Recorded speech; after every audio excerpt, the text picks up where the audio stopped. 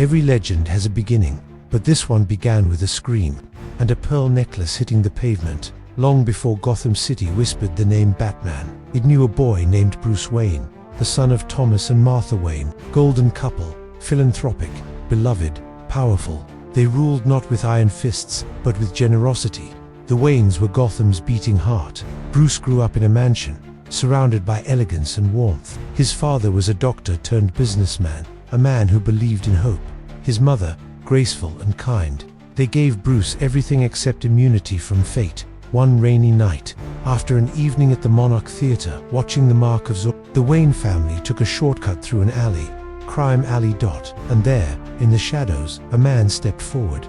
A gun, a demand, a flash of fear, then 2 shots. Thomas Wayne, dead.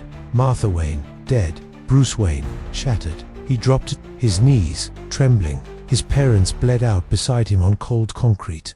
The pearls broke and scattered.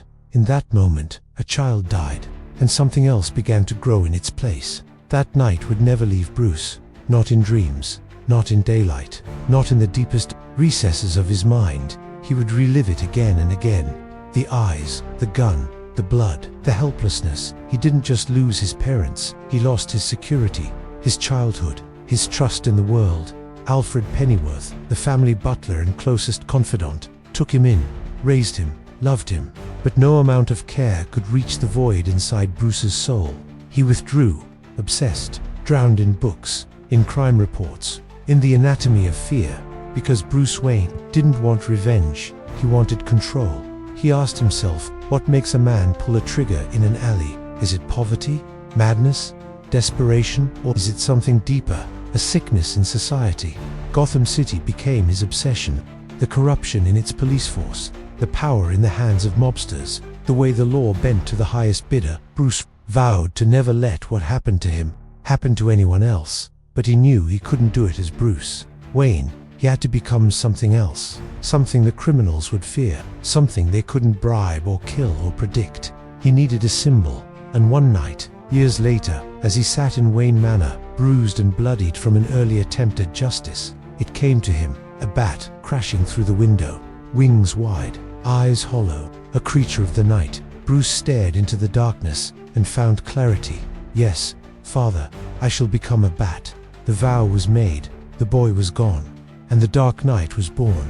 To defeat the darkness, Bruce Wayne first had to live in it. The vow he made in the bowels of Wayne Manor was more than a mission, it was a sentence.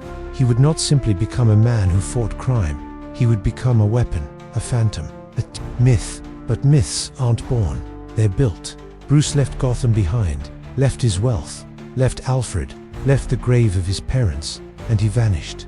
For years, Bruce walked the world like a shadow, from war-torn cities to icy mountaintops, from the slums of Hong Kong to the dungeons of forgotten cults. He sought out the world's greatest minds and its most dangerous souls. He studied everything: criminology, how crime works, how it spreads, how it thrives in the cracks of power. Psychology, what drives a man to kill, how to predict behavior, how to manipulate fear. Science, forensics, chemistry, engineering, the tools he would one day wield like knives.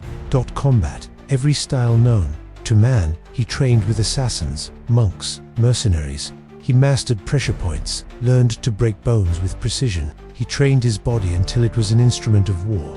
But strength wasn't enough to become Batman. Bruce had to master the mind, so he joined the League of Shadows, a secretive, ancient order devoted to balance through destruction.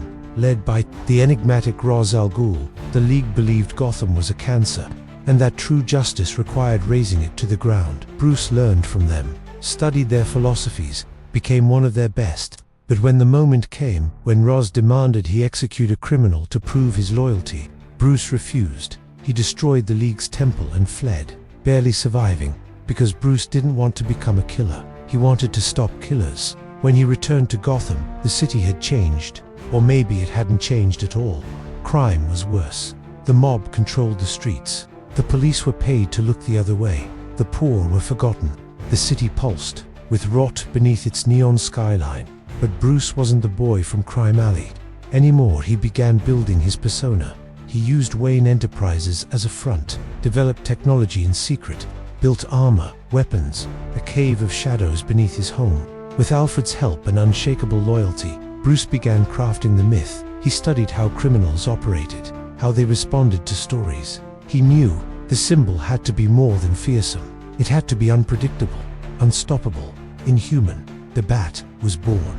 His first appearance was silent. Swift criminals whispered about a demon in the dark. Then came the headlines. Masked vigilante stops armed robbery. The police denied it. The mayor laughed it off. But the underworld started to worry. Then fear took root.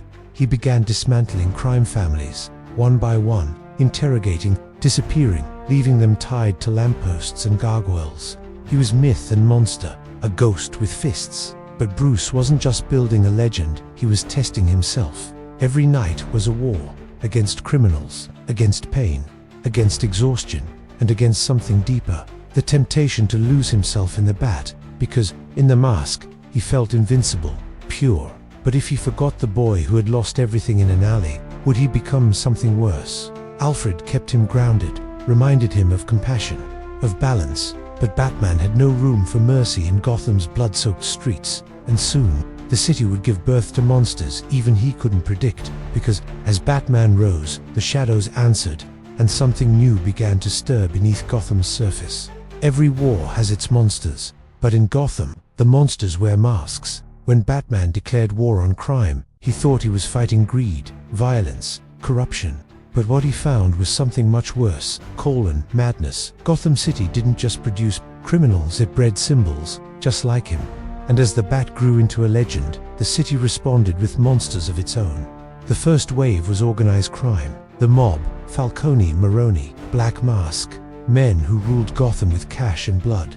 Batman tore their empires down piece by piece. Shadows became his soldiers, fear became his weapon. But then, the game changed. A laughing face appeared, painted white, blood-red smile. Not a thug, not a boss, a chaos engine. The Joker. He didn't want money, didn't want power. He wanted Batman's soul. He was the opposite in every way. Colorful, loud, unpredictable. Where Batman was discipline, Joker was madness. Where Batman used fear, Joker used laughter.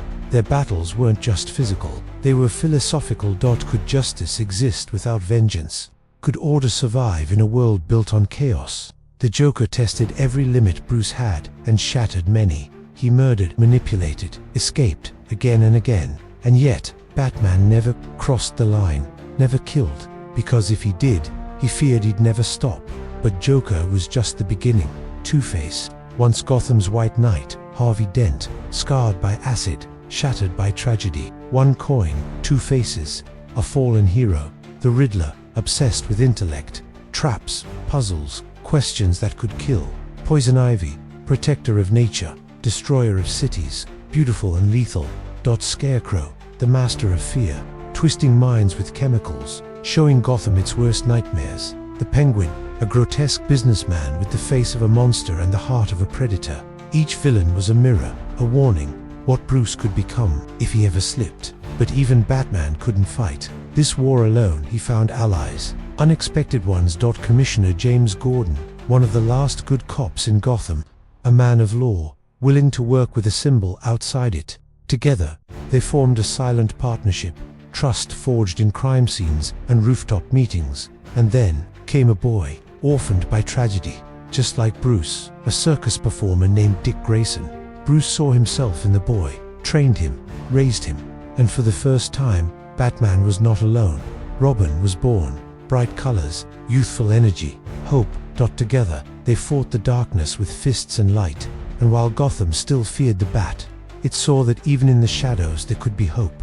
Over time, others joined Barbara Gordon as Batgirl, Jason Todd, a second, Robin, with a fire Bruce couldn't contain, Tim Drake, the detective prodigy, Stephanie Brown, Cassandra Cain, Damian Wayne, each carrying the mantle, each shaped by the mission. And then there was the Bat family, not by blood, but by choice. Each had been touched by Gotham's cruelty. Each found something in Batman worth following, but the war never ended. New enemies rose. Bane, the man who broke the Bat. Hush, a ghost from Bruce's past. Court of Owls, the secret rulers of Gotham. Ra's al Ghul returning to offer Bruce the world. or destroy it. And through it all, Batman stood, bruised, broken, but unbending. He created contingency plans for every hero. He faced gods, aliens, and cosmic threats, but always returned to Gotham, because Gotham wasn't just his city, it was his crucible, his purpose. And as the line between man and myth blurred, Bruce began to wonder, was he still fighting for justice, or had he become a symbol too powerful to let go? The answer would come, but not before the Bat faced his greatest fear. What happens when the war is over? Legends never die, but they do change hands. For decades, Batman fought in the shadows of Gotham, a constant, immovable force. But even the Dark Knight is not eternal. Bruce Wayne is only human.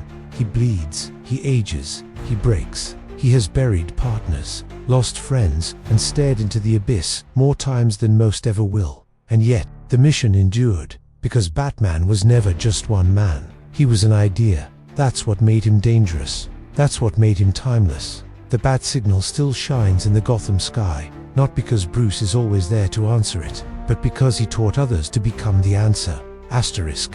The Bat family. Legacy in motion. Bruce's greatest gift was not his technology or his tactics. It was his ability to inspire. Each Robin he trained became something more. Dick Grayson evolved into Nightwing, a hero in his own right, leading teams like the Titans, and forging a path away from the shadow of the Bat. He brought acrobatics and heart into a role forged from pain. Jason Todd, murdered by the Joker, resurrected by the Lazarus Pit, returned as the Red Hood, a brutal vigilante who blurred the line between justice and vengeance. He became a living reminder of what happens when Batman's code is tested. Tim Drake, the genius who figured out Bruce's identity, became the most cerebral Robin, eventually taking on the mantle of Red Robin, always one step ahead. Damian Wayne, Bruce's own son, raised by assassins, was a warrior from birth. He brought rage and discipline into conflict, and slowly learned to temper fire with compassion. The Bat family grew larger than Bruce ever imagined. Batwoman, Batgirl, Orphan, Spoiler, Signal, and more. Each different, each scarred, but all bound by the same vow: never again. Asterisk. The world beyond Gotham. But the Dark Knight's reach didn't stop at Gotham's gates. He was a founding member of the Justice League, a team of gods and warriors. Superman, Wonder Woman, Flash, Aquaman, beings of cosmic power. And in the midst of them all stood Batman. No powers, no armor from other worlds. Just his mind, his will, and his refusal to surrender. He kept files on how to defeat every one of them, not out of paranoia, out of necessity, because even gods need to be held accountable. In many ways, Batman was the League's moral anchor. He reminded them that strength without restraint was tyranny, that power without purpose was chaos. He battled alongside them on alien worlds. He fought time travelers, demons, and multiversal threats, but his soul always remained in Gotham. Bruce without the mask. There were moments when Bruce tried to stop, to rest, to love, to build a life with Selina Kyle, the woman who walked the razor's edge between criminal and savior. But Gotham always called him back, because peace never felt real. When you were born in war, Bruce wrestled with depression, with identity, with the trauma he buried so deep, not even the mask could hide it. And yet, he never gave up, because if Batman stopped fighting, the city would fall. Asterisk. Alternate futures. Alternate BATMEN. Across the multiverse, the Bat signal shines in many forms. In Batman Beyond, an elderly Bruce passes the torch to Terry McGinnis, a teenager genetically linked to him, who fights in a high-tech Gotham of the future. In Flashpoint, Thomas Wayne becomes Batman after Bruce is killed, a more brutal, tragic version driven by vengeance and grief. In The Batman Who Laughs, a twisted Bruce merges with the Joker's insanity, becoming a multiversal threat, a reflection of what happens when Batman breaks. In Kingdom Come, an aging Bruce dawns, an exoskeleton, guiding the next generation with wisdom instead of fists. In every world, the Bat endures, sometimes as hope, sometimes as terror, but always as justice. Asterisk. The final question. So, who is Batman? A boy with trauma, a man with a mission, a symbol born from pain, or a warning to the world? The answer is all of them. Batman is the embodiment of what one man can do when he refuses to be broken. He is vengeance. He is the knight. He is the protector of those forgotten by the system. And he is us every time we stand up, fight back, or choose principle over power. The cowl may pass. The face beneath it may change, but the vow remains. So long as there is darkness in the world, there will be a bat to shine against it. Asterisk, legacy, fear, discipline, sacrifice. He's not just a hero. He's a legend. He is the Batman. Asterisk, asterisk, asterisk, asterisk.